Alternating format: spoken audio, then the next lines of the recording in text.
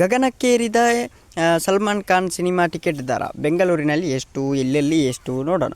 ಎಲ್ಲರಿಗೂ ಪಡು Kannada TV YouTube ಚಾನಲ್ಗೆ ಸುಸ್ವಾಗತ ಅಂತ ಹೇಳ್ತೀವಿ.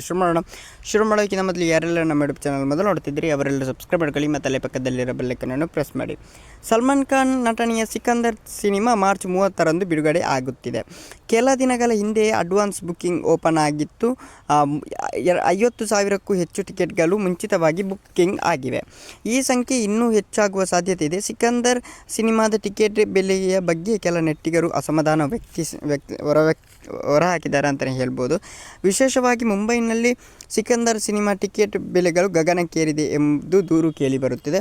ಬೆಂಗಳೂರಿನಲ್ಲಿಯೂ ಕೆಲ ಚಿತ್ರಮಂದಿರಗಳಲ್ಲಿ ಟಿಕೆಟ್ ಬೆಲೆ ಬಲು ದುಬಾರಿಯಾಗಿದೆ.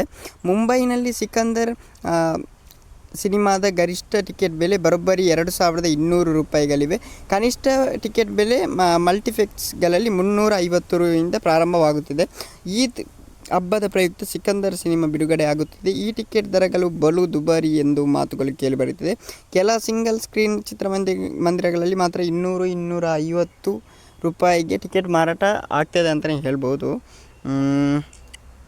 ಬೆಂಗಳೂರಿನಲ್ಲಿ ಸಹ ಹಲವೆಡೆ ದುಬಾರಿ ಟಿಕೆಟ್ ಬೆಲೆ ಮಾರಾಟ ಆಗುತ್ತಿದೆ. ಬೆಂಗಳೂರಿನಲ್ಲಿ ಸಿಕಂದರ್ ಸಿನಿಮಾ ಗರಿಷ್ಠ ಟಿಕೆಟ್ ಬೆಲೆ 1,050 ರು. ಬೆಂಗಳೂರಿನಲ್ಲಿ ಮಲ್ಟಿಪ್ಲೆಕ್ಸ್ ಟಿಕೆಟ್ ಬೆಲೆ 250-300-500ಗಳ ಹತ್ರ ಇದೆ ಅಂತಲೇ ಹೇಳ್ಬೋದು. ಓಕೆ ಗೈಸ್, ಮುಂದಿನ ವಿಡಿಯೋದಲ್ಲಿ ಸಿಗೋಣ. ಅಲ್ಲಿವರೆಗೆ ಲೈಕ್, ಶೇರ್, ಸಬ್ಸ್ಕ್ರೈಬ್ ಮಾಡಿ ಅಂತ ಹೇಳ್ತಾ. Love you so much.